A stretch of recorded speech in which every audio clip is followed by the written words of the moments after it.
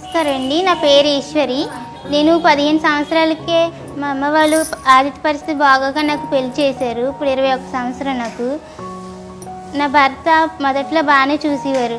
ఇప్పుడు ఇద్దరు ఆడపిల్లనేసి చూడట్లేదు అసలైనా. మమ్మల్ని వదిలేసి సంవత్సరం అయిపోయింది. అమ్మ వాళ్ళ ఇంటికాడ ఉంచేశారు. మొన్న 3 నెలల క్రితం వచ్చి గొడవాడుకొని పిల్లని ఎందుకు చంపేయలేదు నువ్వు పుట్టగానే అనేసి ఆటోలో నుంచి విసిరేసాడు.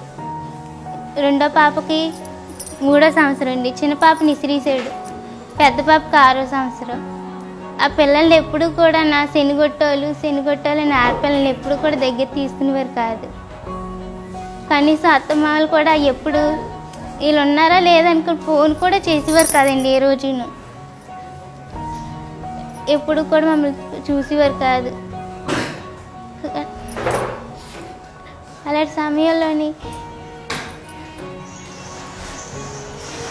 ఈ నగరపట్న సమైక్యంలో నేను ట్రైనింగ్ తీసుకున్నాను, టైలరింగ్. ఇప్పుడు నాకు ఇక్కడ రోజు వర్క్ చేసుకుంటున్నాను. 200 రూపాయల దాకా సంపాదిస్తున్నాను. పొద్దున్న వస్తామట.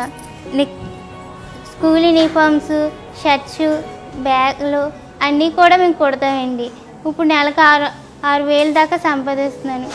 నా పిల్లలకి నేనే చూసుకొని స్కూల్ ఫీజెస్ ఇంకా నేనే నా పిల్లల్ని చూసుకుంటున్నాను. కనీసం వాళ్ళు ఒకసారి కూడా చూడలేదు మమ్మల్ని. నాకు ఈ సమయంలో నేను సాయపడిన చంద్రబాబు గారికి చాలా ధన్యవాదాలండి.